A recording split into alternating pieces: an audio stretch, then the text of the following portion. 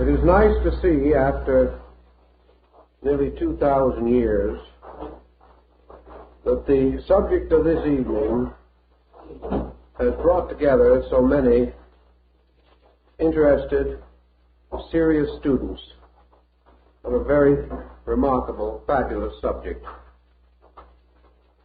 The greatest of the books of Hermes is that which is called today the Divine Pymander. It consists of 17 fragments. These fragments together cannot be said to form the corpus hermeticum, but they certainly constitute the greatest core of central authority in the Hermetic system. Of these works, the Pymanderes, or the Vision, is by far the most important. It is usually placed second in the collection. The analysis of this work must begin with some effort to determine its place in the literary religious structure of our world knowledge. Actually, by structure, the Vision is a sacred book. It contains within itself nearly all of the traditional elements of a divine revelation.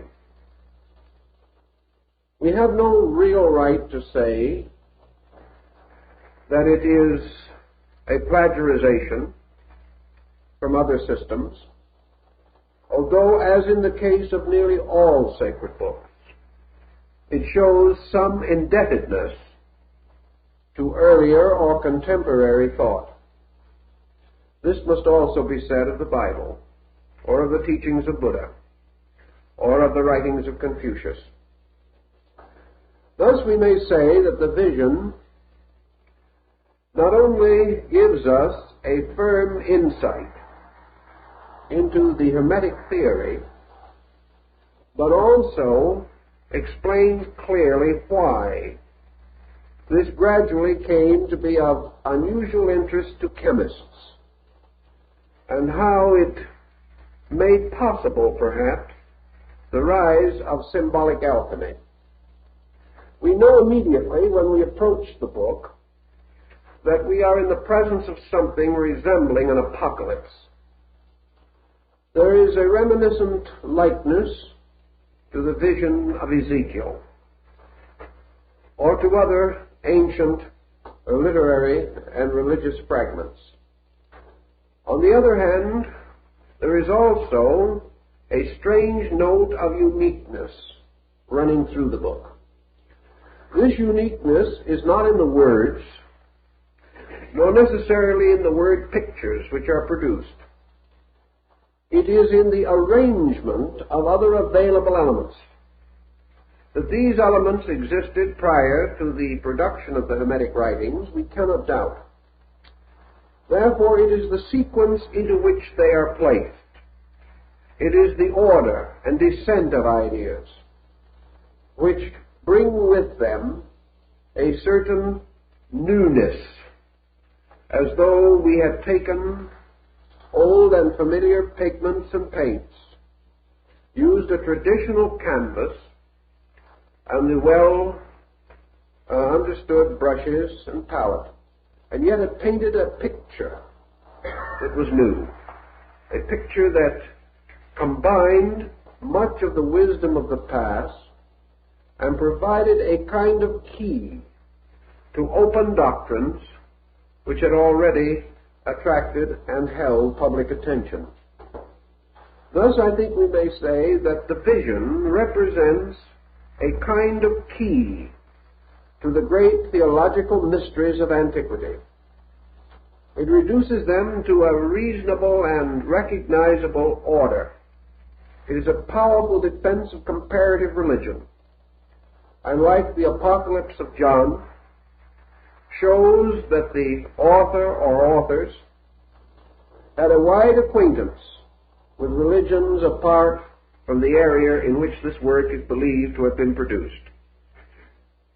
In broad structure, therefore, we have this work that has come down to us as the divine vision of Hermes Mercurius Trismegistus, who is described as a priest of the mysteries of Egypt, and whose writings, according to their own content, bear not the stamp of a man, but the stamp of heaven. And in this work, Hermes is advanced as a prophet, as a minister and missionary of God, as one peculiarly and divinely favored to reveal an essential doctrine to mankind. The work is brief, comparatively, and we can sometimes wonder why it did not gain a greater sphere of influence. In many respects, it has a drama missing in other sacred books. It certainly has a wonderful symbolism which could inspire the minds of many persons to the contemplation of mysteries. Yet through it all, there runs a thread of intellectualism, so broad in its scope, so deep in its implication, that in all probabilities it decreed or destined that the work should have a minority audience, that it could only be understandable by certain types of persons. While it was a wonderful picture story, it was only for a certain kind of minds. These minds were not sufficient in number to integrate around this work the kind of religion or the kind of a common descent of beliefs which we find with simpler, more obvious revelations. The work also brings into focus a number of concepts with which we are becoming increasingly familiar today. One of these is an extension and application of the Platonic concept of archetypes. The term archetype actually occurs in the vision. Therefore, there is a link between it and the psychological concept of archetypes which we have today. Also, like Buddhism, and to a measure like Taoism, the vision strongly emphasizes the psychological quality in human nature.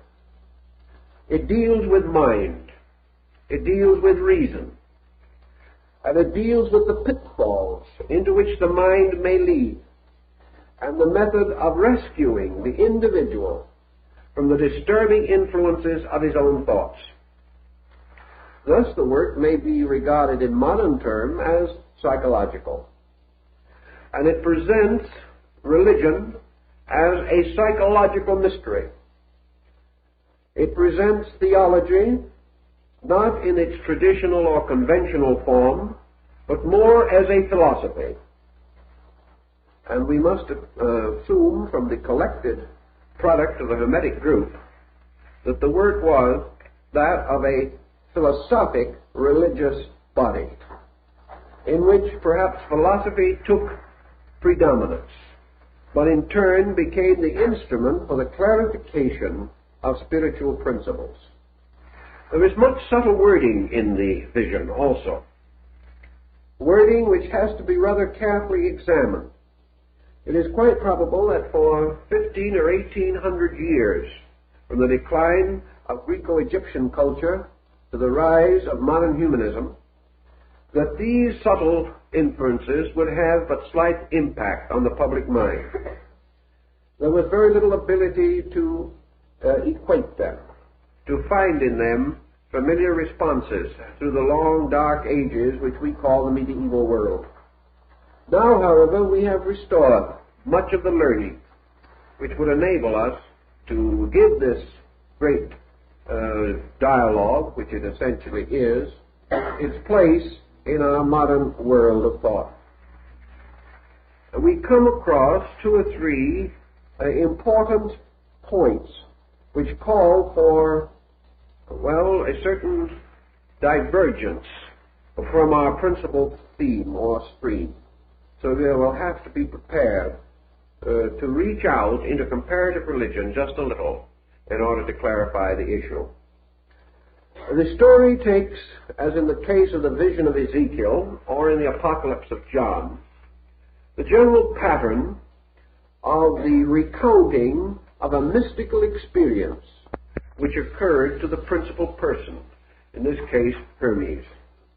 There is nothing whatever within the visions, as it is called, which would give us any clue to the historical orientation of Hermes or his character and personality. There is no description of him.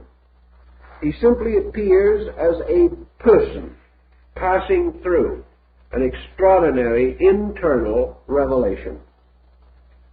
And having received the instruction, achieving to a dedication by means of which he went forth to share it with all who would listen. Thus, the Hermes of the vision is a person without a crystallized personality. He is an archetypal kind of person. Perhaps he represents all truth seekers, or the truth seeker.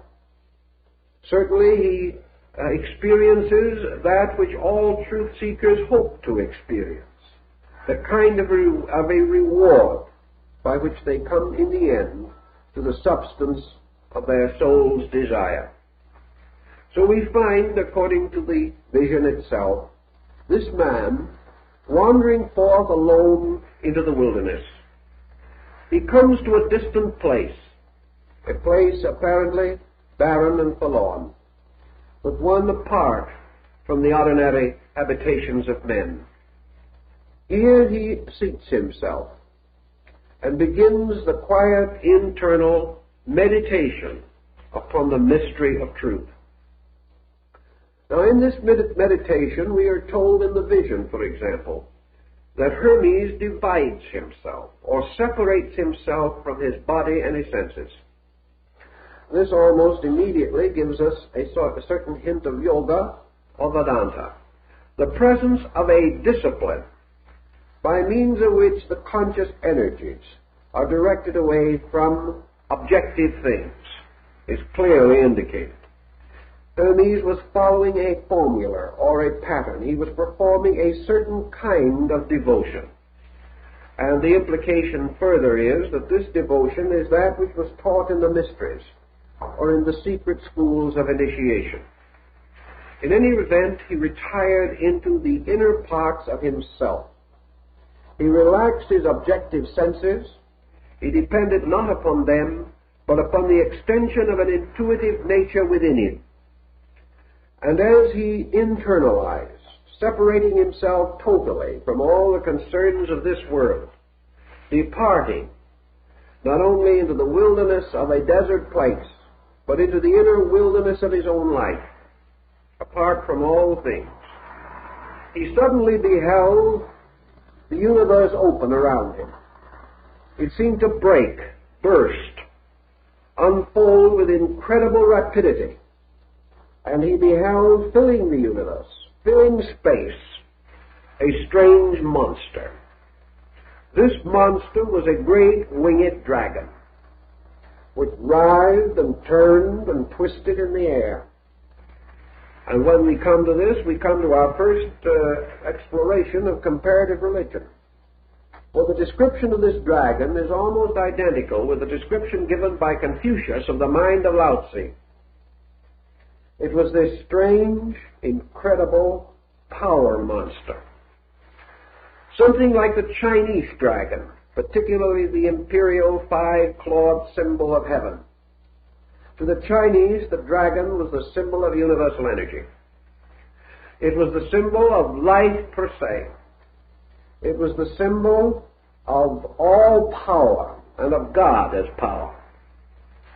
In the vision, this dragon becomes the personification of universal mind, the intellect of the world. It is a creature of vast strength and mysterious appearance, both inviting and menacing, and, as the vision tells us, utterly unfamiliar to the normal senses or to the expectancies of man's outward perceptions. Hermes, beholding the dragon, is terrified. But there is nothing whatever in the vision to indicate that this dragon was a monster of evil. It was not. It was the dragon of the mysteries. It was the winged serpent of the ancient Egyptian hieroglyphs. It was the combined symbol of life, light, consciousness, motion, and mind. It was all these qualities and powers as one eternal writhing thing. In the Chinese philosophy, the dragon is a most sacred and important symbol, inasmuch as it represents an animal that feeds from the sky. It derives no nutrition from the earth. It does not place its feet upon the earth. Its abode is space. It sleeps upon clouds. It never approaches man, and those who would discover it must journey to the most difficult and inaccessible areas. Yet this dragon in China is also the guardian of the pearl of great price. It is the guardian of the mysterious golden ball of light. It is even to some degree the devourer of the sun. And among the Chinese, of course, it was also the particular emblem of absolute sovereignty and royalty. Now, Hermes, beholding this dragon, gives us symbolically, almost in the form of pictures, a story that we must also give some consideration to. It tells us that the nature of true mind is unknown to man. That what we call the mind is not the mind. That this thing that is really the mind is as incredible as the dragon. That it is utterly beyond our experience. And he tells us in one of the fragments that the mind that we know is not the mind. That what we call the source of thought is simply an aggregate of physical faculties and powers within us. That what we call the thinker is not the thinker. What we call reason is not the reason, with a capital R. What we call the God concept is not the true God concept. That what we are trying to define and defile in the very process is utterly beyond us. An incredible thing that in its first impact terrifies and brings us to our knees, beseeching it to conceal something of its radiance from us, because it is beyond our knowledge and beyond our power to endure. Thus, we have in the vision the immediate clarification of this thing which Hermes is later to refer to as reason. That this is not the reason of the bookman. This is not the reason of scholarship. This is not the reason which arises only from the experience and contemplation of worldly things. This is not worldly wisdom. This is not the wisdom that is derived from the researches that we know. This is the wisdom which lives and forever exists free in space. A reason that never feeds upon earthly things, but has a life in itself. A reason that is wisdom with wings, an immortal creature. A creature forever in motion, forever frightening or fearful in its aspect.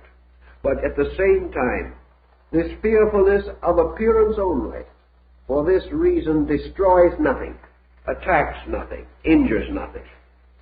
The only way in which it hurts man is because it frightens him. It does nothing actually to injure him. Hermes, however, fearful of the tremendous impact of this mind in the form of the great dragon, beseeches reason to present itself to him in some more familiar or more simple form. And this heavenly thing sort of falls back into itself again. And in the place of it, is a great area of radiance. There is only light. And this light is therefore the appearance of reason.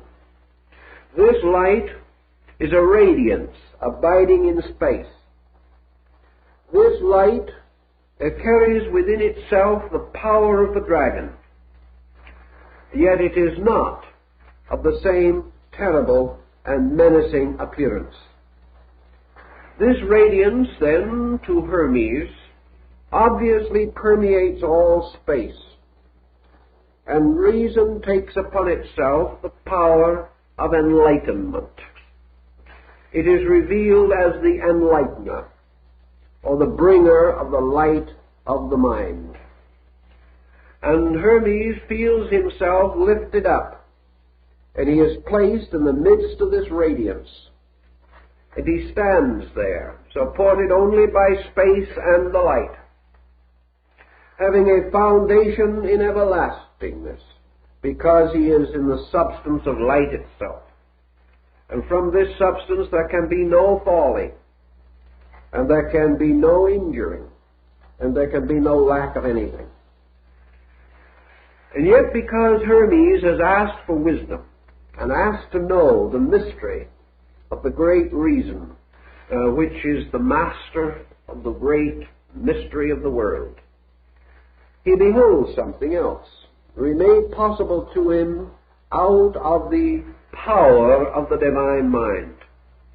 And this thing that happens to him is that gradually he perceives something. He does not know what it is exactly. It seems like dark curtains, or mysterious streamers of mist, or a strange obscuration that flows down from above, as though it were water putting out fire.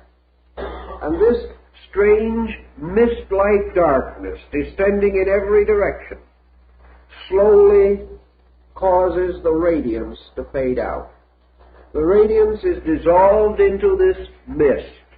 The mist becomes more and more dense and impenetrable, until at last Hermes finds himself standing only in the mist. Yet where he stands has been the radiance, but a water has put out the fire of light. Yet it was not earthly water. It was not anything that we know. It was a kind of conditioned darkness, not simple darkness, but a darkness that poured like water, or moved like some strange, mysterious fluid. And as this darkness finally caused the radiance to vanish into itself, so that it was no longer apparent or visible, Hermes became aware of sighing and of moaning, and of strange sounds coming out of the mist. And in the midst of all of this strange moaning and sound, he became aware that another transformation was taking place. He knew inwardly that what had happened was that matter, a mysterious, tangible substance, had gradually fallen from the sky and had devoured the radiance, and that this radiance was now locked in this strange fluidic mist, and that this mist was what some of our mystics of the early 20th century referred to as the mist of matter. It was this material something that had swallowed up the light, and because of this there was a strange moaning and crying and sighing. As this condition continued for a time, another strange and wonderful thing happened. There arose out of this mist and this darkness, now ascending from below, a great column, a pillar. And this pillar became a great radiant thing, standing in the midst of the mist. And Hermes heard the voice of reason, the great invisible dragon that was no longer to be seen.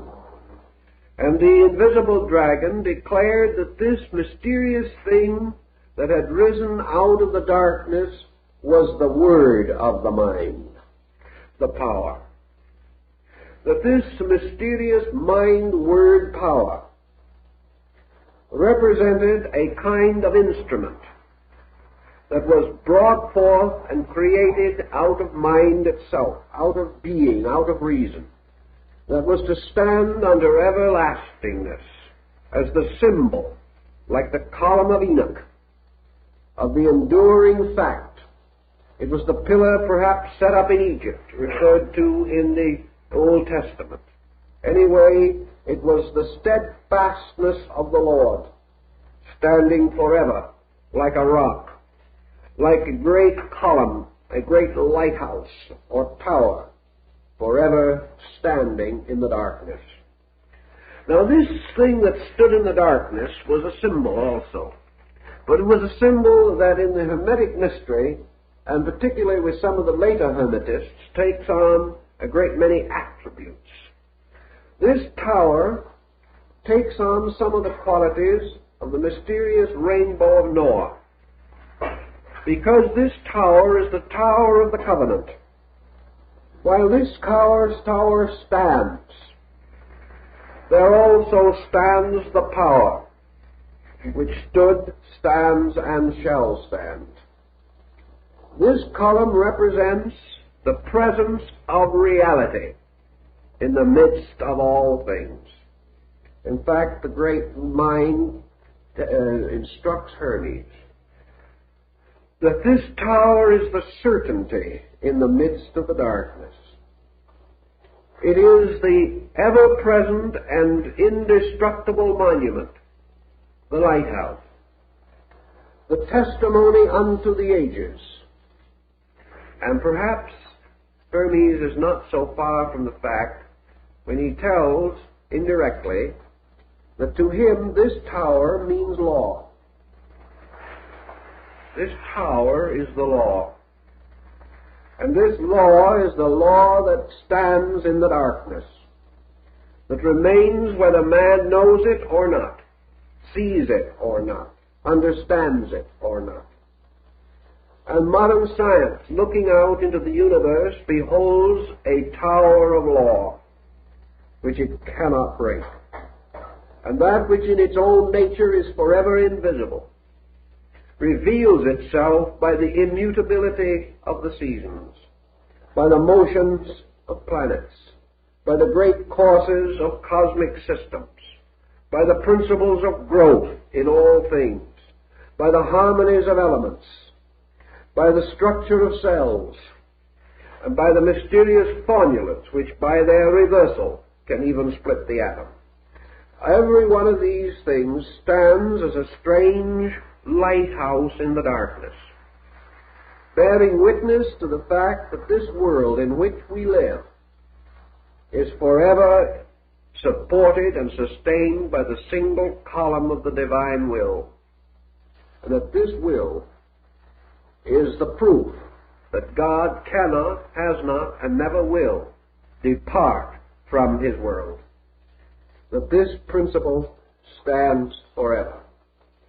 So in the midst of all uncertainty, man searching for truth may detect the presence of these eternal landmarks, these principles and invariable patterns, which impel Lord Bacon to say on one occasion that it is not necessary for God to prove himself by miracles, for his commonest works are in themselves miraculous. This thought, perhaps, is the principle behind this concept. Certainly, it is the column standing as the inevitable, visible, knowable, tangible proof to the eternal power that never ceases, never changes, and can never be destroyed. From this tower, then, also comes other thinking and other value. For this tower, more or less, bears witness to the power of deity. The strange, intangible dragon, which is, in a sense, reason as universal will, gave place to radiance, which is reason as universal love. This, in turn, destroyed by matter, this strange veil of the senses which descends over man's spiritual emotion, gradually dimming these emotions and perverting them. This, in turn, gives witness to the final manifestation of the invisible through the immutable structure of a universe upon eternal foundations and rising as a column out of the darkness. Now, the great reasoning power of things then further explains that Hermes has beheld the descent of the eternal into the darkness of illusion. That the darkness in the midst of which rises the column is in truth the darkness of mortal mind, which stands in the presence of the column but does not see it, does not know it, does not know how to comprehend it or to realize it. For it is only given to those whom God shall love that they shall look out into chaos and see not chaos, but the rising of the great column of the law. The others are not given to see these things. Now the reason also explains how all this mystery came about. It explains, for example, that the divine mind within itself conjured up archetypes. These archetypes are its own thoughts. And the divine power of mind reason, reflecting upon its own nature, caused to arise within itself thought forms. These thought forms being what the modern psychologists might call the wishful thinking of the infinite.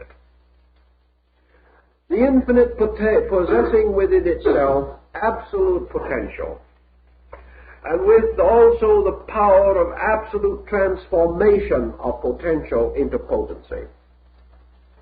The universal mind began to devise out of itself the devisements of itself. It began to project its own eternal reason into the products of reason, fashioning out of itself many patterns as though upon a potter's wheel. And each of these patterns was a magnificent, effulgent blossom of thought. Each of these patterns was a tremendous dynamic symmetry of divine idea. And the eternal mind, having daydreamed these beautiful things within itself, having in its meditation realized that of which it was capable, and having in itself the infinite good, which it could not but wish to express through the perpetual visualization of good things. It is said in the vision that the reason fell in love with its own thought, and because it formed a partnership with its own thought, it descended out of its own nature and became one with its thought. And this descent, or this departure from its own center into the center of its own production, was the first motion. And from this came the supreme illusion, which is existence as we know it. Thus, Hermes goes on to say that illusion always arises from reason falling in love with its own thoughts. That illusion for man is the dedication of the energy of his mind to the service of the productions of that same mind. Therefore, if a man shall have a fear and shall create a thought in which this fear is objectified as a pattern, as an impulse, as a design, causing negative attitudes to arise within him, then his reason becomes identical with his own thought. It falls in love with his own idea or archetype, unites with it, and begins to serve this idea rather than the truth.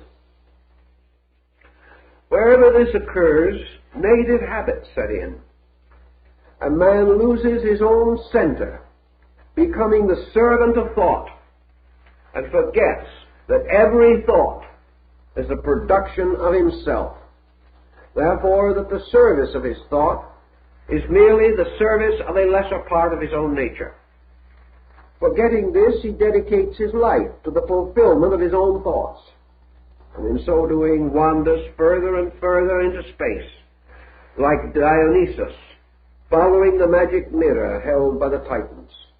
And when he has been lured away from the great throne of heaven, the Titans set upon Dionysus, the reasoner, and destroy him. And then they eat of his flesh. They in turn are destroyed by the thunderbolts of Zeus, and from the ashes of the Titans, containing the blood of Dionysus, was fashioned the bodies of mortal men. This is your Greek myth, and carries the same essential point. In the beginning, reason is lured into space by its own archetypal thoughts, thus establishing a pattern which maintains upon all the levels of life, and every man is lured toward chaos by his own thoughts, which he becomes enamored of, thinking them greater than the thoughts of any other man, and most of all, regarding them as greater than the thoughts of heaven. And in so doing, he sets up darkness. He sets up illusion. He sets up a mysterious falseness by which his entire future is strangely possessed and obsessed. The next point in the vision deals with another very interesting and curious thing. Having fashioned out of its own nature this mysterious symbol of the word mind, the great power takes the word and uses it as a kind of hammer, so that like the mysterious hammer of the Nordic deity Thor, or Thor, this hammer is used to beat out space, to carve or cut great holes in space. And we are again reminded of the Chinese, because Panku, the symbol of the divine mind personified, is given a hammer and a chisel, and is given the power to carve out holes in space. And these holes become suns and planets and worlds. And here's an interesting point that Hermes makes, namely that these are not bodies in space, but holes in space. And that what we call the solidness of a physical thing is actually a solid within a density. And the density is the true solid. Therefore, matter is not a solid in space, but a deprivation or a hole. And density, which is space itself, life itself, the divine mind itself, finds its own productions as small areas of negation within its own nature, rather than forms or structures more positive than itself. The word or the mind moving upon the great deep, upon this strange mist of matter, causes something that Hermes in the vision describes as striving. Therefore, here we have an alchemical principle of motion releasing fire. We have motion as friction. And out of the motion of the will in the form of the hammer, or in the form of the active agent, we find there emerging out of space the 7 children of friction, called by Hermes the sons of striving. And these are the 7 deities, or the 7 planetary gods. And together these gods constitute what Hermes calls the second mind. Therefore there is the first mind, or the reason, which is the dragon. And there is the second mind, which is composed of the 7 governors, or the 7 cosmocrators, the objective forces of creation. These 7 governors form the demiurgus, or the second type of deity, the secondary god.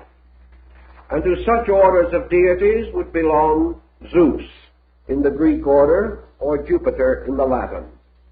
These deities are the objectifications, the coming forth out of the darkness of cause into the great world of effects.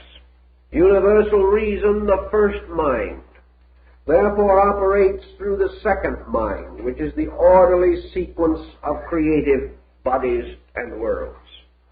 And these 7 governors have their power from the great reason, which is the dragon. But they disseminate this power from themselves into the world, calling forth out of the darkness the shadowy substance of creation. These are indeed the spirits that move upon the face of the waters. These are the Elohim of Genesis. These are the Ammonian artificers of Egypt. These are the sacred vowels from whose combinations are formed the names of God. These 7, then, become the carriers of the Word. They are the disseminators. They are the diffusers and the distributors. And they sit upon their ancient thrones, or drive their chariots around the golden altar of the sun.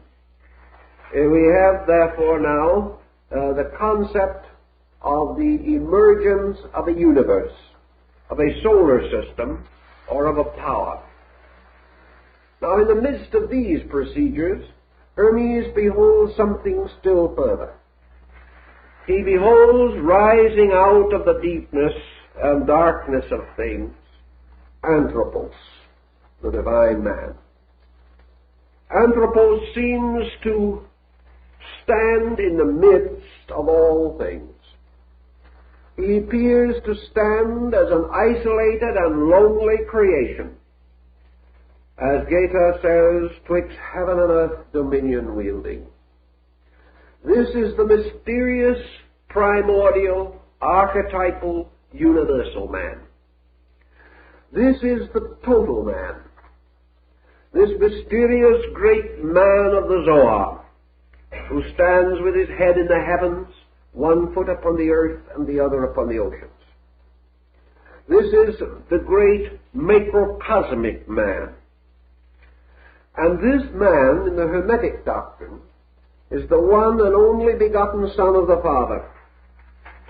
And this is the man that stands forth as Anthropos, the man which is the son of the mind, the son of reason, in whose nature have been gathered all of the celestial elements. For this man is the final and most perfect of the archetypal projections of the mind of the Creator. This man, therefore, is that being made and fashioned in the image of the reason of God. Now, we said that this man, we mentioned in a previous lecture, efforts have been made to parallel this man with the Christ of Christianity as the only begotten, and also, strangely, as the celestial Adam. This power, which is also found in the writings of Bami and is symbolized by an upright, light letter A, even as the relapsed Adam is represented by a black letter A. This celestial man, however, is not truly a Christian figure. This does not mean that it is opposed to Christianity. But it cannot be said that this archetypal man of Hermes is simply patterned upon the Christ concept. Nor could it be safely said that the Christ concept could have been patterned upon this. It stands apart. For this man, fashioned by the Father, is truly the Redeemer of the world. It is truly the creature that was made to be proprietor over all things. It was this creature that was given the right to be a citizen in space, to wander from star to star, to gather experience in the great meadows of the constellations. This great man, this mysterious, shadowy archetype, was a perfect, magnificent, heroic creature, almost in itself a god, yet a product of a god. And into this archetype, all of the essentials and essences of the divine nature were united, so that truly it was the noblest work of the Creator, and was really a kind of projection of himself. There may be a parallel to this in the idea of Osiris being reborn in his own son Horus. For it was through this great man or universal being which it had fashioned that reason came into its perfect rulership over matter, because this archetypal being was virtuous, gracious, full of light and wisdom, defective in nothing, deficient in nothing, because within it were all the potentials and powers of the eternal reason. Thus, in a way, eternal reason is consummated in the concept of archetypal human reason. Not the reason of the schoolman, but the reason of the internal intuitive being. For this being was not embodied. It was simply a great design, a great living archetype.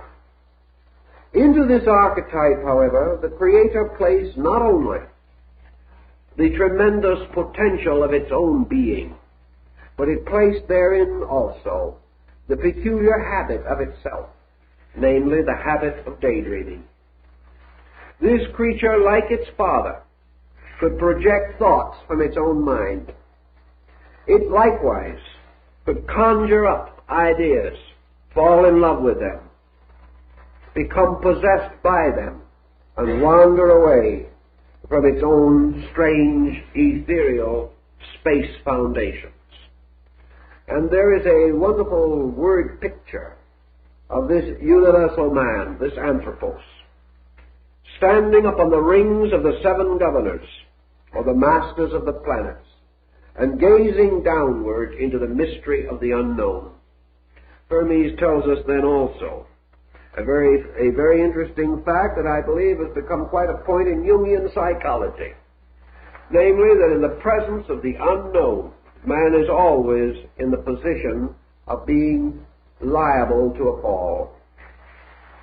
The human being cannot, apparently, in his own personal psychology, survive a kind of mystery which, if it ever grasps him or envelops him, leads him into the strangest and most distant departures from reason and common sense.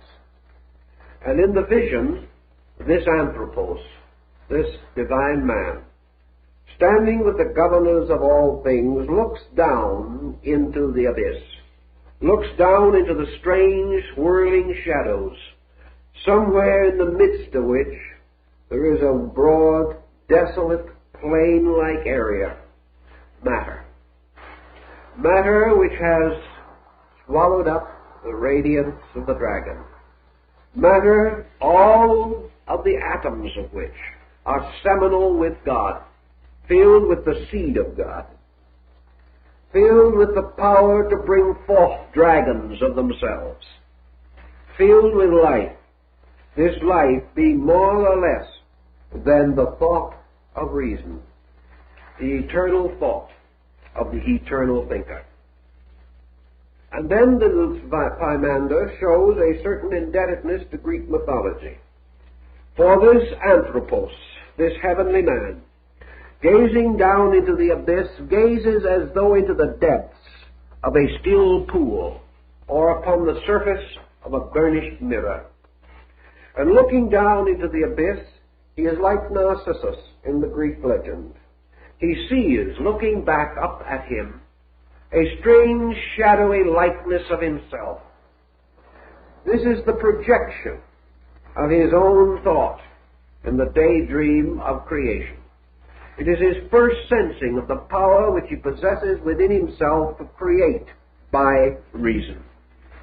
That reason generates gives birth to things, that it is not merely for the constant remembering and handling of dead facts, that reason is a living thing, a God, and that which possesses it can bestow life.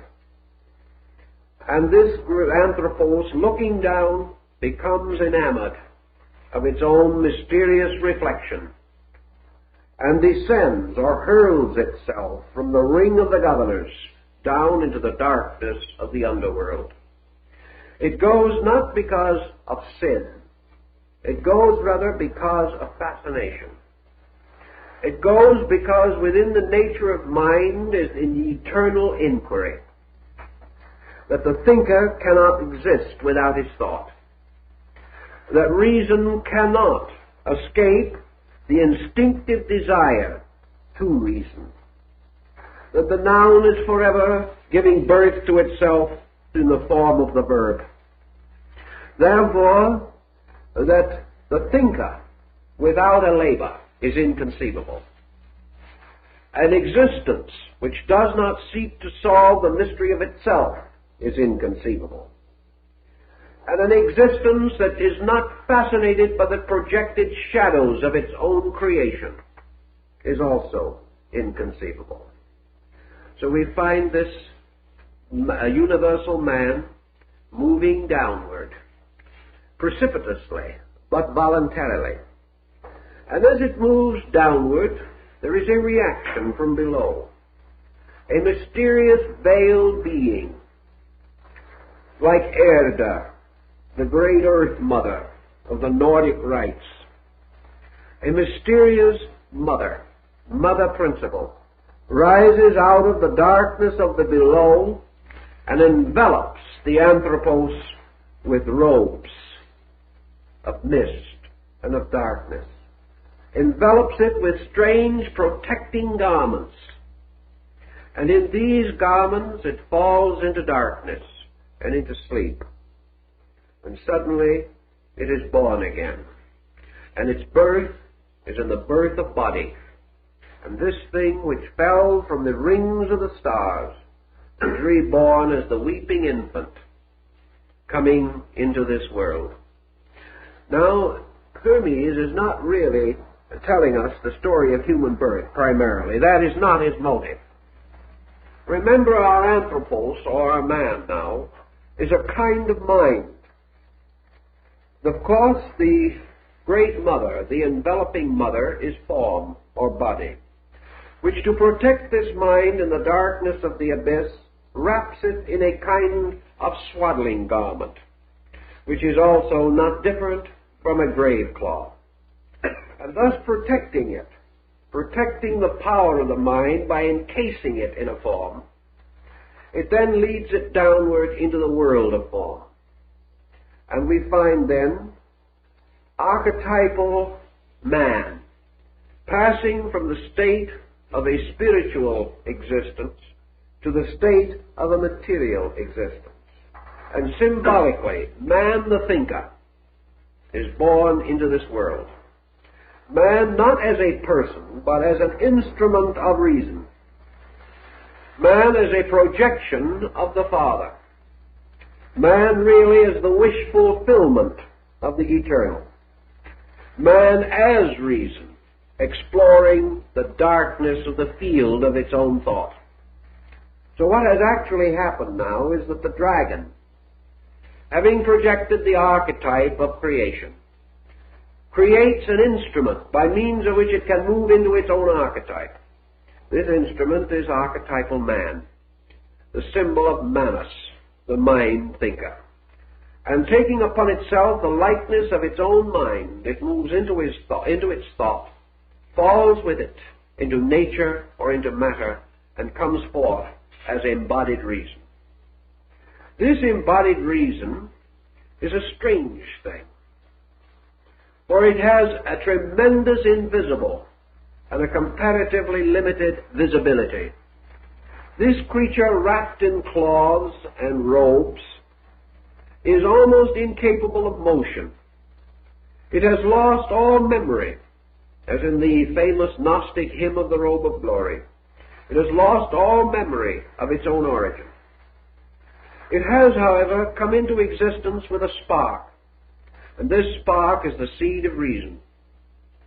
And it is this seed of reason without which no thing can be created, and which is intrinsic in every atom, every electron, every indivisible, ultimate, minute particle of energy or substance. Every one of these contains the seminal reason of the infinite, contains the seed of eternal truth. This mind, then, coming forth and becoming the archetypal material man, becomes the parallel of the Adam Kadmon of the Kabbalists. For this is the Adam made of the red earth. This is the Adam whose nature is outwardly earthy, but whose inward parts still belong in and to heaven. Now this man, or this eternal power, this wonderful anthropos, has stood upon the rings of the seven governors, and descending into the darkness of material obscuration, has brought not only with it the power of the divine reason, but also brings with it the powers of the seven governors. These seven governors being the active agencies by means of which reason is served, by which reason projects its purposes, and by which reason is gradually brought into orientation in the material universe. Thus we find in the Pymander, or the Great Vision, that Hermes describes a multiplication of this primordial man, having become absorbed into the mystery of material diffusion. This man becomes seven men, multiplying itself according to the mysterious powers of the guardians, or the governors of the world. And therefore the archetypal man, now embodied, but although embodied, not obvious to us, for we see no giant standing with its head in the sky, this becomes a totality which is broken up within itself to produce the seven men. Now it is pretty obvious that Hermes is now telling us the story of the archetypal man, by which we shall say humanity, the totality, humanity as one. Later, by the action of the differentiation of the seven governors, we find the one man as humanity, a reversal of position.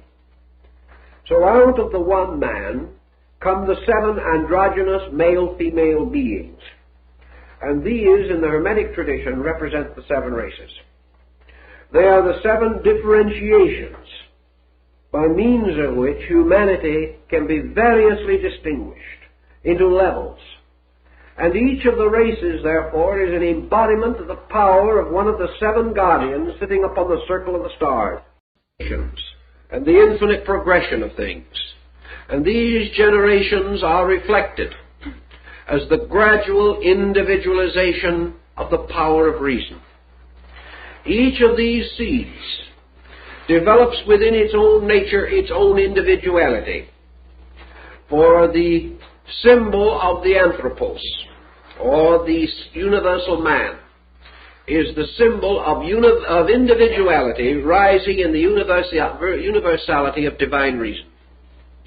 So out of all of this comes the mortal mind, mortal reason, the human thought, the human projection of its own thought purpose. And the result of all of this combines to produce individuality. And the final statement of individuality, I, or selfness. And this I is a pillar set up in the soul of man, just exactly like the great column was set up in space.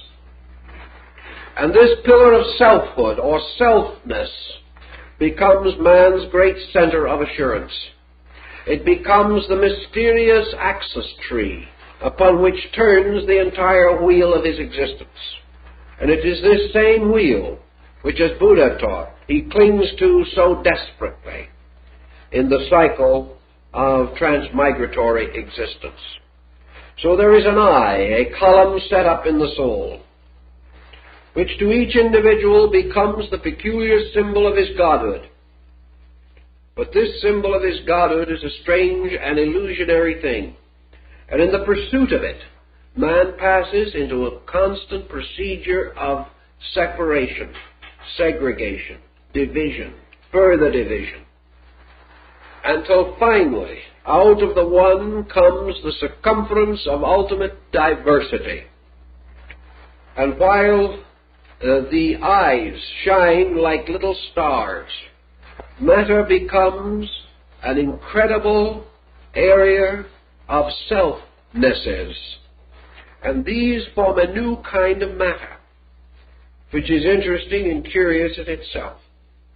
For just as the earth is made up of an infinite number of small material particles, so what we call culture, civilization, the vast area of human project, is composed of a kind of substance made up of an infinite number of selfnesses grouped together to form structures. These structures we may call economic, political, religious, artistic. They become schools and sects and creeds. They become doctrines and arts and sciences, forming like bodies and are composed of infinite units, compounds, each one of which must ultimately be dissolved. Thus all mental and emotional forms, cultural forms and concepts are temporary kinds of bodies composed of the voluntary cooperation of selves, of selfhoods, that stay as long as they wish to stay, or endure as long as they can endure, and then depart. So we have another interesting level, namely that self, iota, the ego, is the column set up in the midst of our own natures, by which we seem to see or feel the presence of a tremendous and enduring power. But this power is purely symbolical. Hermes then beseeches the great mind, reason, which is the eternal dragon, to reveal to him something more. He has now learned of how Leviathan, this dragon, gathering unto itself a third of the stars of the heavens, carried them forth into the abyss. We have, again, a biblical parallel. Now, according to Hermes, comes the greater mystery of it all. How this infinite number of separate I-nesses shall finally be reconciled. How from the base metals and substances of nature, the infinite mind shall be rescued and restored and revived. And reason explains to Hermes that all these forms and bodies set up in nature are merely the instruments of its own purpose, and that its purpose is the complete and full discovery of its own unity.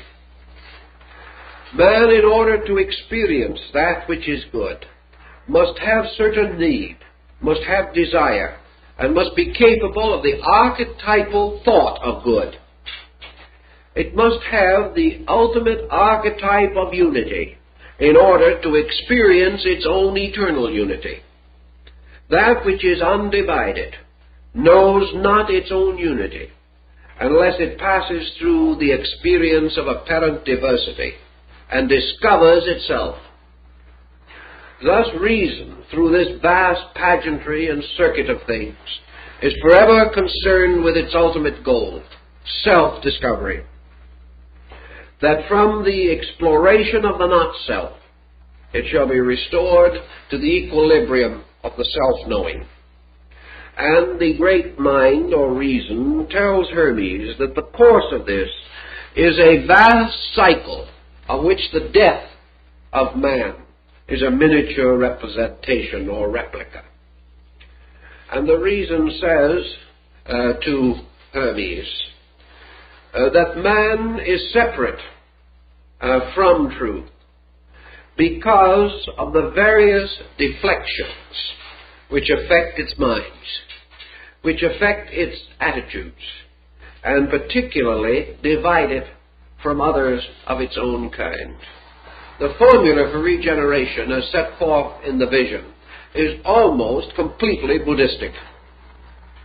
But it is not certain that it was brought from India, although it is possible that it could have been, because the doctrine of Buddhism had been well established in Asia for 450 years before the probable date of the compilation of the Pymander.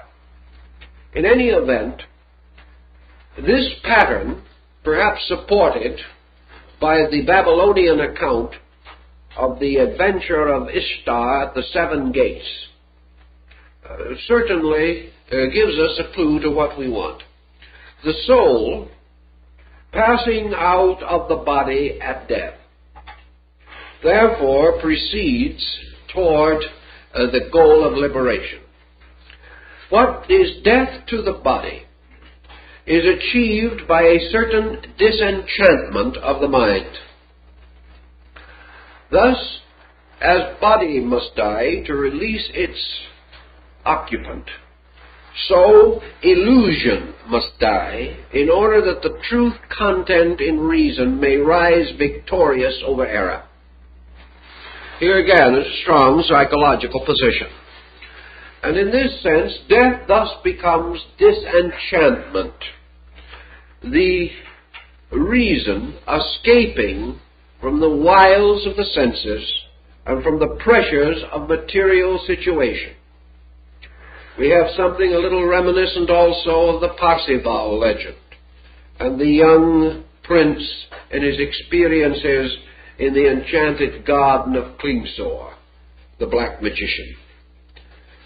This disenchantment, like in the story of Mohammed's night journey to heaven, consists of the reason ascending through the seven orbits of the planets, ascending through the seven gates of the governors of the world, and voluntarily returning to each of the governors the conditioning qualities which that governor has bestowed. In other words, man fell by taking on attributes and qualities. He rises by renouncing them. So we have a bit of astrology coming into this pattern, which is perfectly consistent with the times, for in those days astrology was as sound a science as physics is today. People regarded it with just as much appreciation and keenness of affection.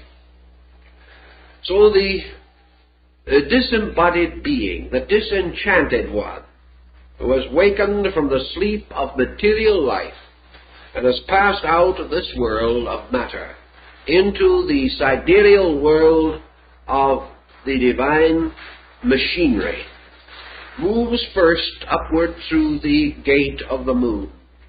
And there, as Hermes says, it relinquishes the power to increase and decrease.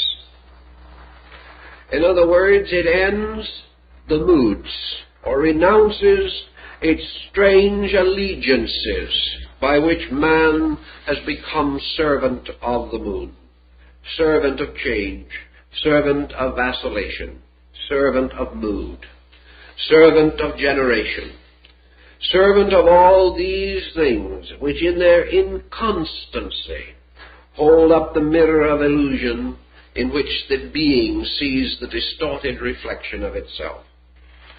So to all the strange illusions of night and darkness, the waxing and waning, from the strange laws governing the 28-day cycle of the moon, from all the strange world of phenomena which is associated by the ancients with the lunar orb and constitute together the lunacy of old time. These are rejected, cast off, returned again to their custodian, where they shall be held to be used by others who need them. But now the soul is returning to its homeland. And having relieved itself from all of these mysterious bonds and bondages, the soul then ascends to the gate of Mercury. And here it returns to the guardian or the worker of the gate in its own way, those things which belong to the world of Mercury.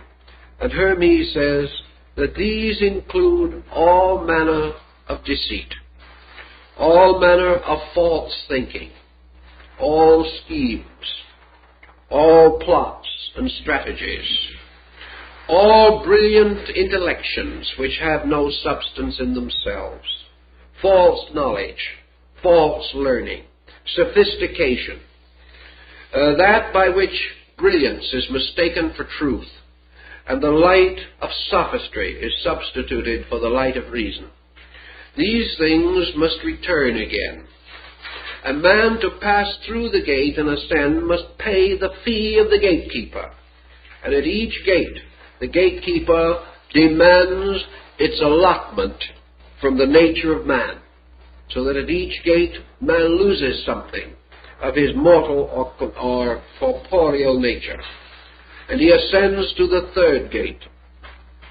And here he must restore to Venus those things which are the peculiar province of this goddess. And most of that which he must restore is vanity. Vanity must cease. He must never again be moved by appearances and the outward semblances of things. He must not chase the will-o'-the-wisp of gratification or of idle fortune, nor must he in any way be deceived by the seemingness of anything. He must penetrate appearances, seeking for that beauty which is in the soul of things, and not indoctrinated only by those symmetries and graces of form which he has mistaken for the presence of reality. Having paid the keeper of this gate, he goes on and approaches the gate of the sun. And here, to this guardian, to this one of the seven governors, he must restore its substance, which is ambition. For here he must return to the gatekeeper all of those things which bear upon greatness, all desire to excel others, all comparative search for self-aggrandizement, to escape from the illusion of high office or the delusion of humility and humble station, to escape also from the temptation of possession and the great temptation of all, to use what we have to the detriment and destruction of those who have less. This must be left with the keeper of the gate of the sun, and then the soul proceeds onward to the gate of Mars. And here the gatekeeper also demands his fee, and to him must be returned all contention, all discord, all hate, all warlikeness, either of the mind or of the body. Here likewise there must be an arbitration of every conflict which can possibly affect adversely the spiritual destiny of the soul. To Mars, therefore, must be given back temper, anger. Even righteous indignation has no place. All things but gentleness must be renounced. And then to the gate of Jupiter the soul ascends. And here it must perhaps sacrifice more than in any other place in our way of thinking today.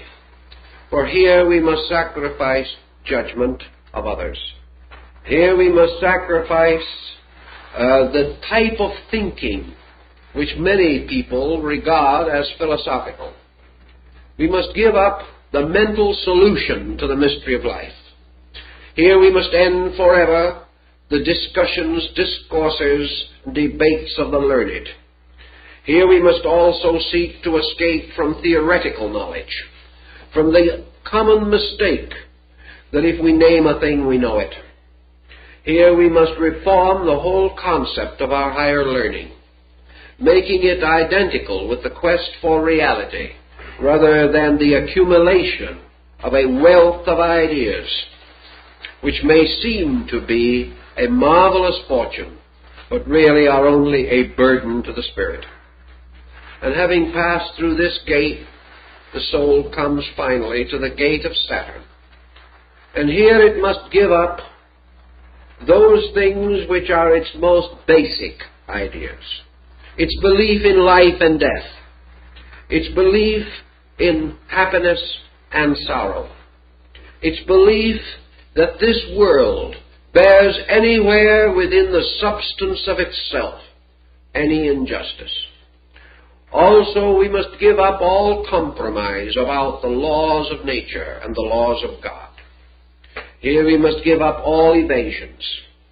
We must give up everything which seems to point to the permanence of our illusionary state, so that indeed, from the gravity of this planet, we have gained a gravity which holds us down, and we must return it, so that we are once more free of motion, that we move with the moment, that we master the mystery of time, that we overcome forever past, present, and future in ourselves, becoming now not only bodiless but timeless, dwelling in space. And having so done, according to the old beliefs, we were returned again to the infinite, from the strange whirling rings of Saturn. And the soul which has ascended above the seven governors then enters into what Hermes calls the blessed state of the eighth sphere. This eighth sphere, which in the old astronomical system corresponded with the empyrean, or the abode of the angels, or the abode of blessed spirits, was also the sphere of the fixed stars. Here the reason, having liberated itself now from all worldliness, passes into the contemplation of the divine universe, not again necessarily coming face to face with the great dragon, but beholding directly the works of reason, beholding as Hermes did in his vision, the unfolding of the resplendent world of absolute law, beholding truly the angels and the stars hymning the wide-eyed cherubim, beholding a magnificent garden in space, a garden filled with the flowers of truth. Here the being comes into the certainty of the divine good, lives in the world directly in the fashioning of God, and beholds inwardly the faces and substances of the divine powers. Thus, having ascended through the mystery of the ladder, or of the seven conditions, the being, no longer conditioned, moves again into the archetypal state of pure reason. This, to a certain degree, corresponds also with the ladder of illumination described by Plotinus, the Neoplatonist, for it represents undoubtedly the progressive refinement of man's consciousness, and his motion from opinion to sense, from sense to knowledge, from knowledge to wisdom, from wisdom to understanding, from understanding to intuition, from intuition to illumination, and from illumination to God. It is an ascending order, and this constitutes unquestionably the presence in the Hermetic doctrine of a distinct discipline, perhaps corresponding somewhat to the chakra system of Yoga and Vedanta. And again, in the vision of the Apocalypse of John, these levels and layers through which the soul ascends are, of course, the seven churches which are in Asia. And the victory over the seven governors corresponds to the opening of the seven seals. These analogies and parallels bring us again, finally, to the contemplation of released or illumined reason. Reason which, by virtue of itself, now reasons about but one subject, and that is deity. Not deity theologically, but deity as totality. Deity is the end of all learning, the summit of all sciences, the source and perfection of all arts. We no longer think of reason either as philosophical or as theological. It is now simply the total knowing of the total thing to be known. Hermes, having received this part of the revelation, brings to us another interesting situation for us to consider. He asks the great mind, the great reason, the dragon, something about the nature of the expectancies and hopes of mankind about all this. He knows, and perhaps has already been told, because the original sequence of the verses or sections of the vision is not really known. He anticipates, at least, that he is about to set forth upon the ministry of service, that he is to bring the message of the great dragon, that he is to become the instrument for reason, that truly it is not himself but the divine reason in him which is to speak.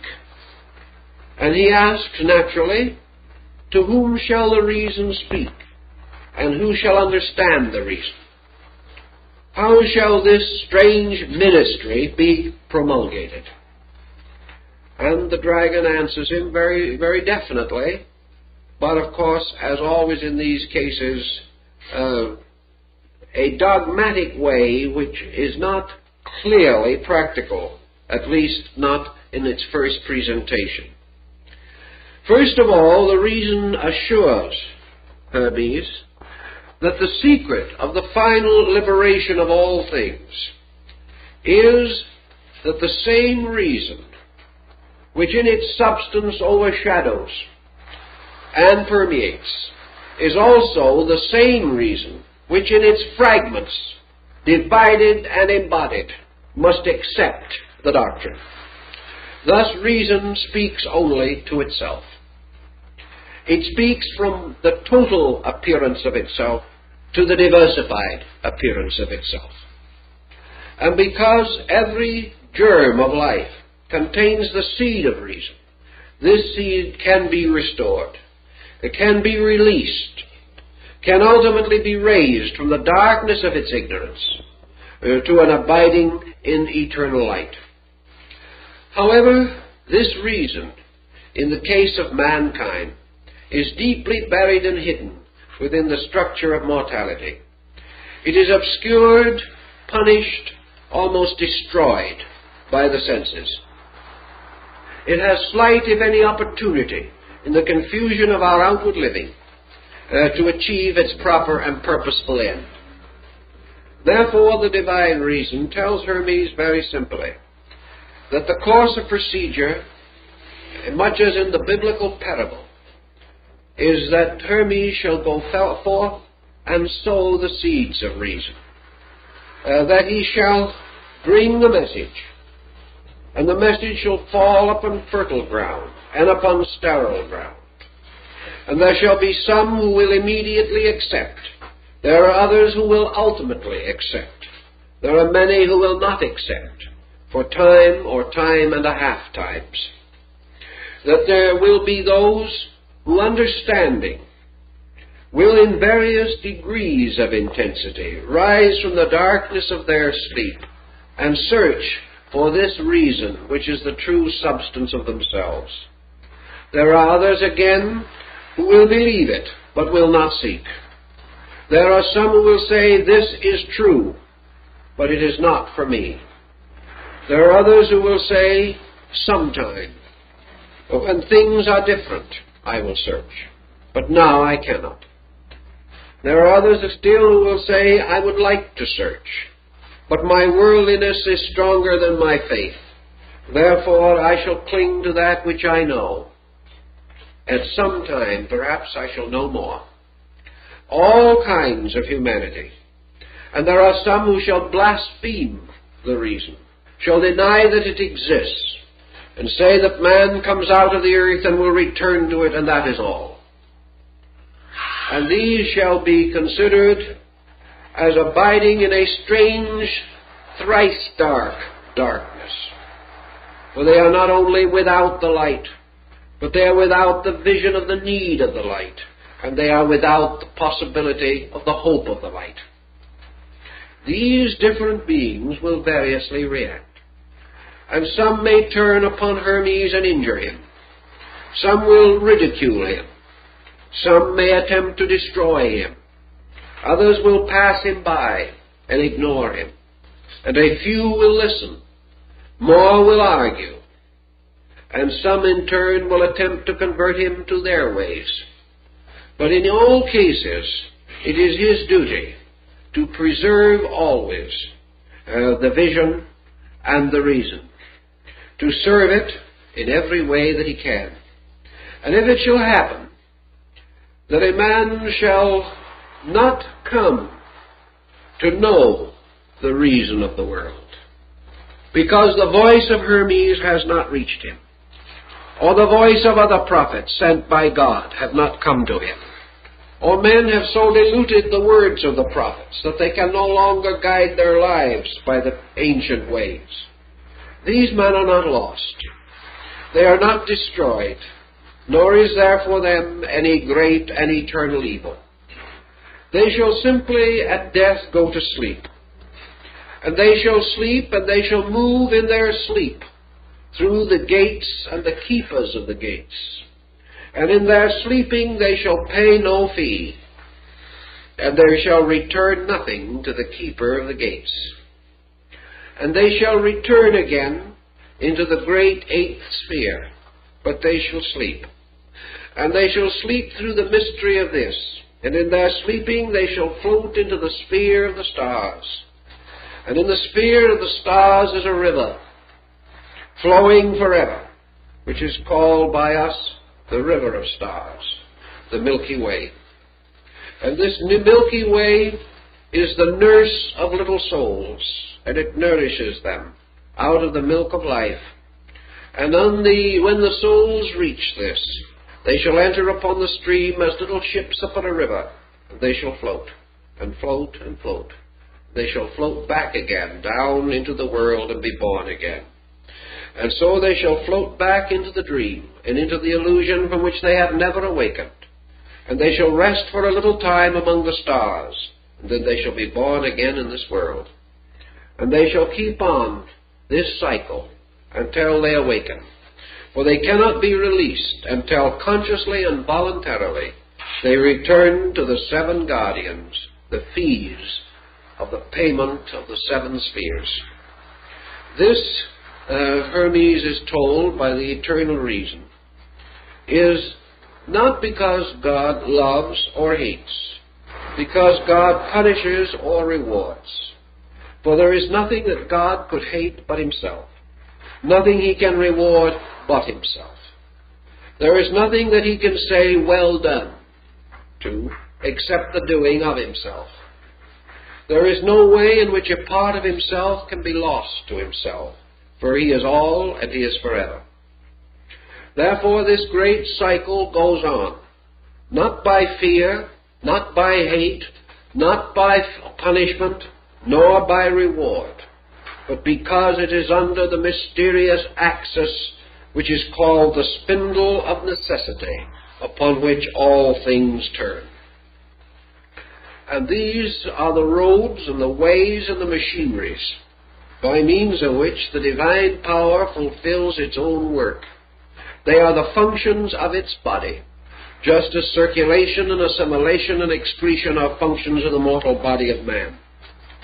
And because the rotations and revolutions of the bloods and fluids of the body maintain the body, so the mutations and revolutions of beings maintain the vast circulation of that infinite one, who alone is the essential substance of things.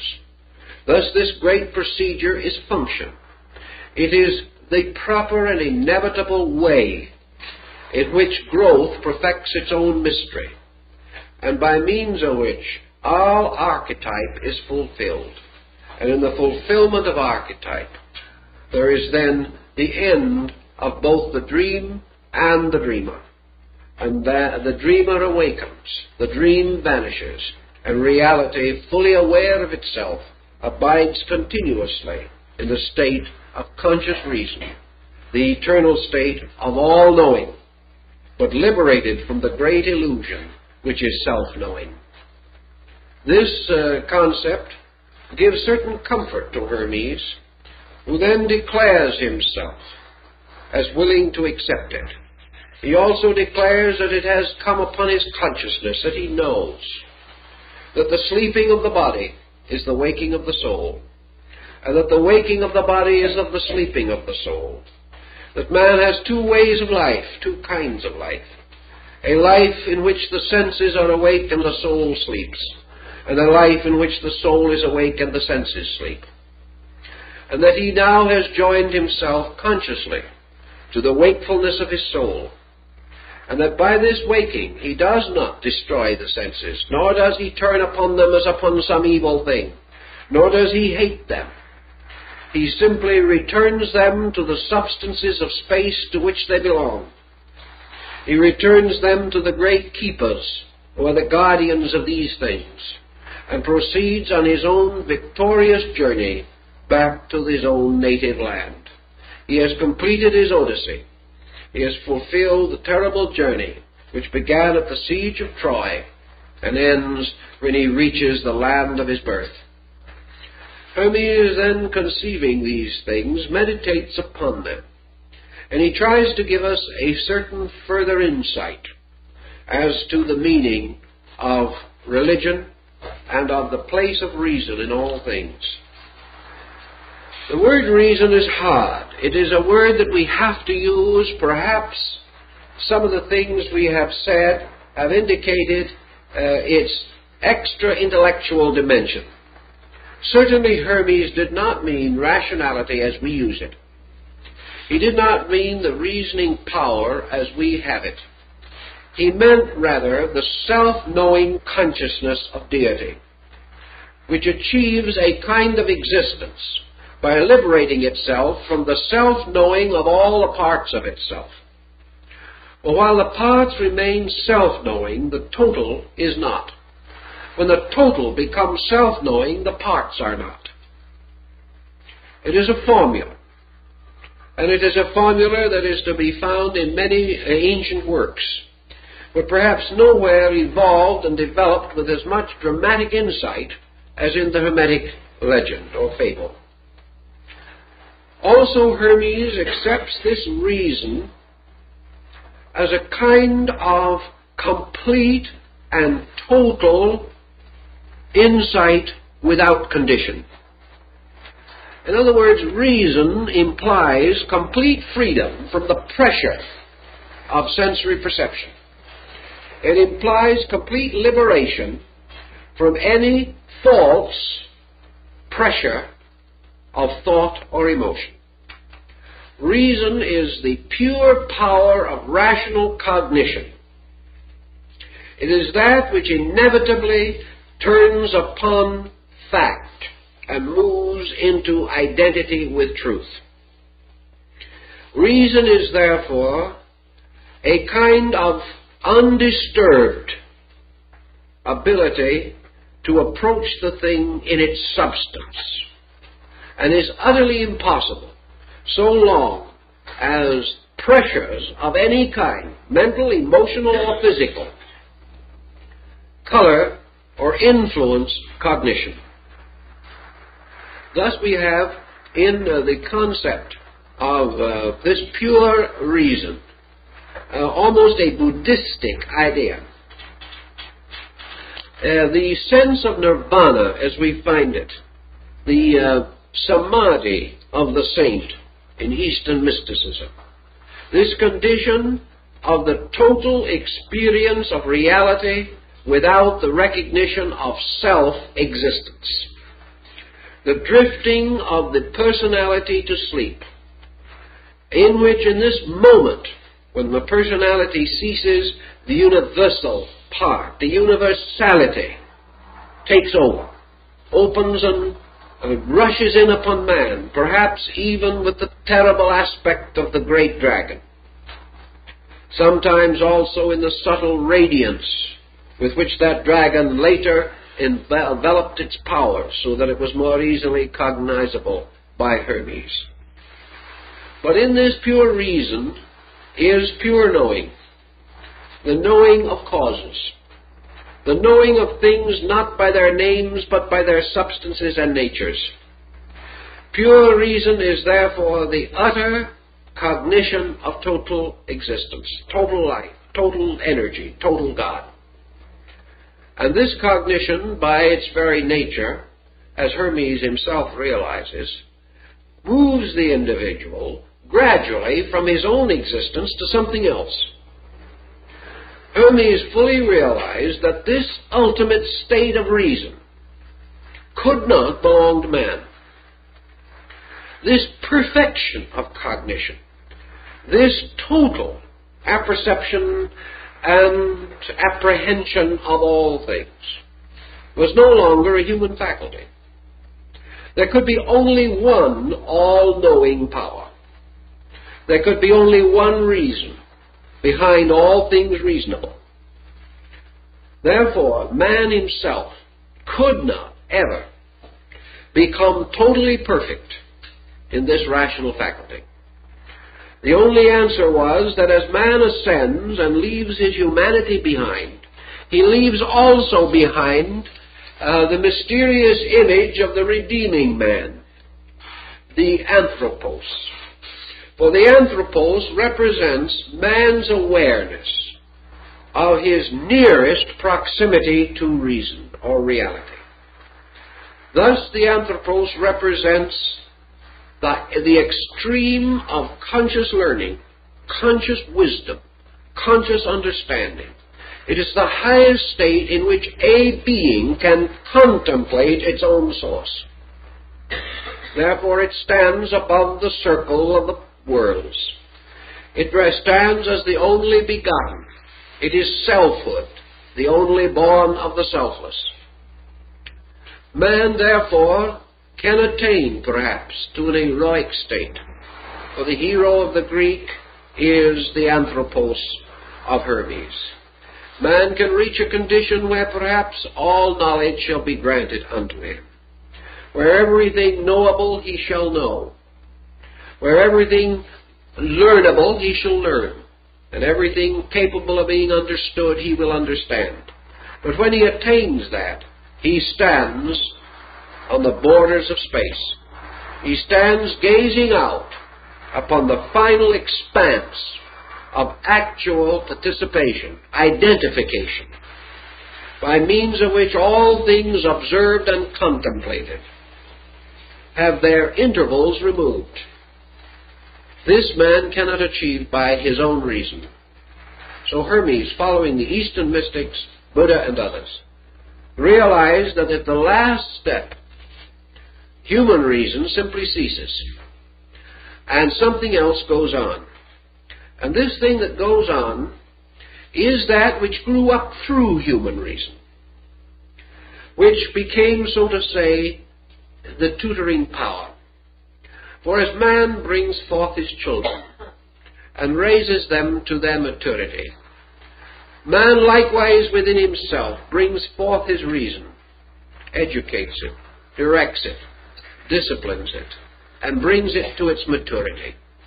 But when his child is mature, that child no longer belongs to him, but has a life of itself in time and eternity.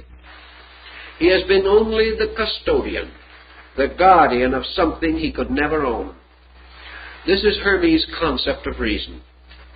Namely, that this reason which man disciplines, tutors, and uses for so many diverse purposes was never his own, and can never be his own.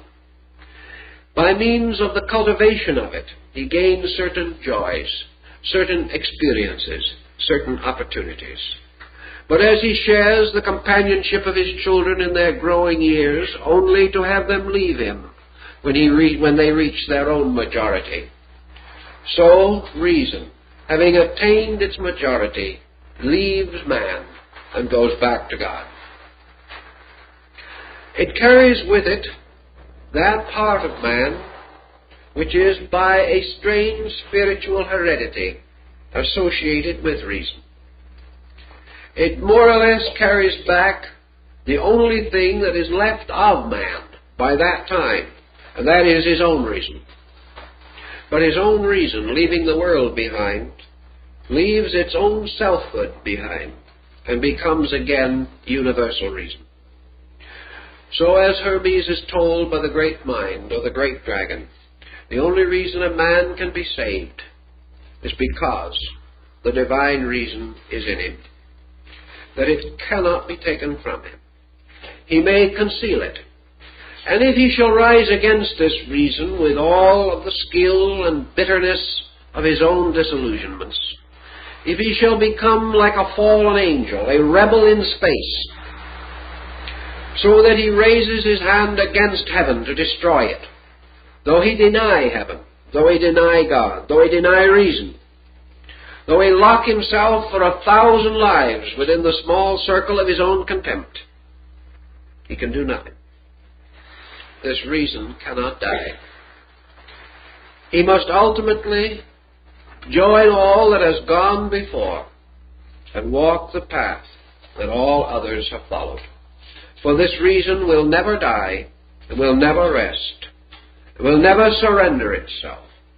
It will survive all antagonism and all resistance, and will ultimately proceed to its own source, drawn by the power of itself, which is greater than the power of the whole world put together. Therefore, nothing can ultimately fail, but things can be unreasonably and unnecessarily delayed. What is the objection to delay if men want it? The universal reason says, the objection to delay is man's objection to the consequence of delay. The individual, in his own objecting, becomes miserable. The individual, burdened with the results of illusion in his own character, comes under pain, suffering, misery, and loss.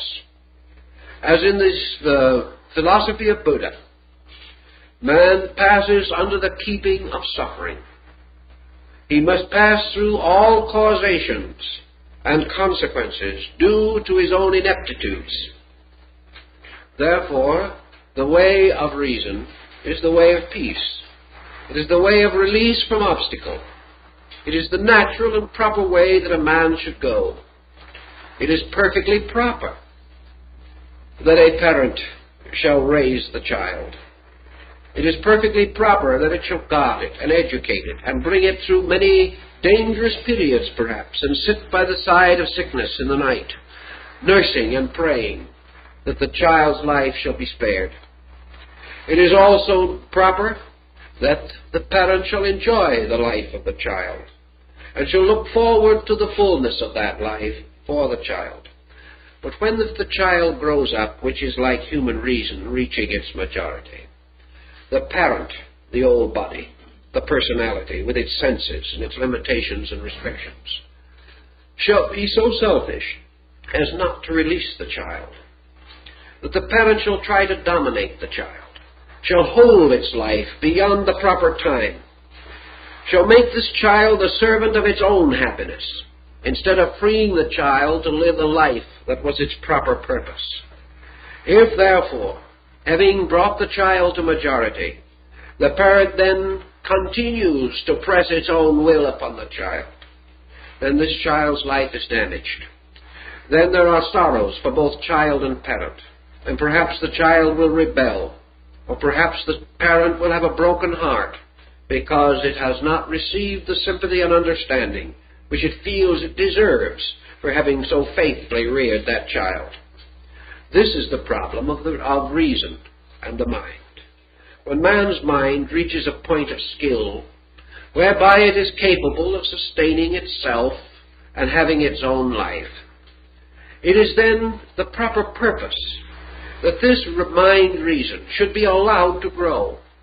Man should not bind it to merely the satisfaction of his senses. He should not overshadow it like the ambitious parent, Man should not take the life of this free reason and bind it merely to avarice, to selfish personal gain, nor should make this reason the servant only of its senses, of its passions, of its hates and its fears. In so doing, it oppresses the child which it brought up.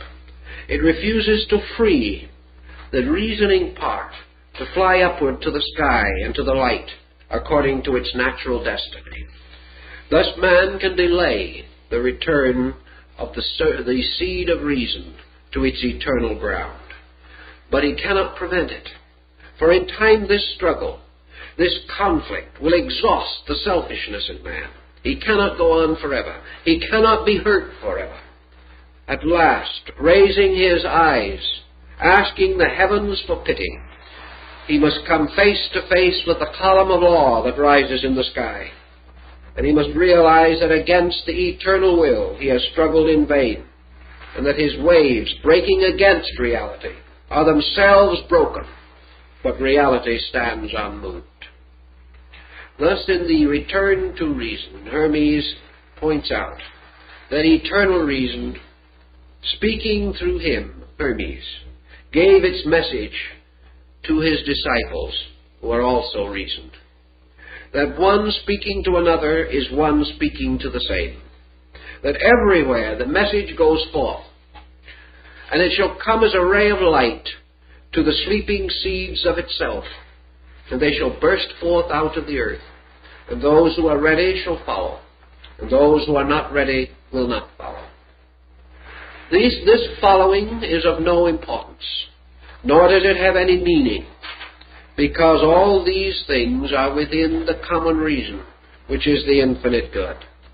No man should be surprised by the conduct of another, because reason embraces all conduct and understands it, and knows why it is as it is. So those who accept the teachings of the shepherd are not different from those who reject, but those who have accepted have shortened the sorrow of their own journey and have found their way back. And so Hermes, having seen the nature of his ministry, that his ministry is merely to pass along that road, to teach, and to go his way, realizing always that it is the eternal reason that moves within him.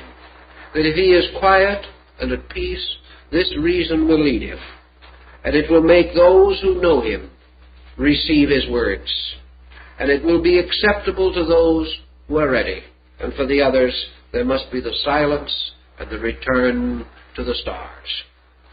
And having more or less put this full pattern in order in his own consciousness, Hermes then raises his voice to hymn this eternal reason. And his words of praise are the words of the priest. For in this reason he is paying tribute to God, who of all creatures alone is completely reasonable. He is thinking of God now not as an ancient power standing with thunderbolts or upon a gilded throne on some Olympian height. God is a kind of wonderful common sense, a common sense common to all things, but uncommon to the human experience. This commonness of God, this God that is everywhere and in everything, is not a remote, tyrannical deity, but just that voice which is raised in council, the elder speaking to the child looking wide-eyed both to the elder and to the world, seeking light. And wherever the child's eyes shall go, whether it knows it or not, it beholds the reason of the world. It beholds all things in reasonableness, and must learn sometime to apply this lesson to its own nature. Beholding order in the world, the child must grow to know order in itself. Beholding everything lawful, the child must act in all things lawful. And by so doing, it worships. For worship is nothing more or less than the living of the common sense of God in nature. This simple procedure of departing from the complexity of mortal mind into the simple and inevitable motions of the divine mind. And at the end of his wonderful discourse, Hermes raises his heart and his mind to the great dragon that is writhing in space. And he says to that dragon, "Eternal reason, the creature which thou hast fashioned in thy wisdom, awaits the works that thou wouldst have him do. There is nothing of self, only that the eternal reason moving in all things shall perfect its perfect works, and that the wise man is not the master of the world, but the handmaiden and servant of that reason which alone knows the good and can alone lead man to goodness, to union with itself in the perfect state of timeless, ageless good. Thus the reason is all these things which we have variously named, but most of all, it is the total reasonableness of existence, bearing witness to the great reasoner, to the great power that does all things in a reasonable way, and that in this reasonable way all hope, all faith, all love, all friendship have their perfect works, for these things are the most reasonable of all." So, time is up, folks.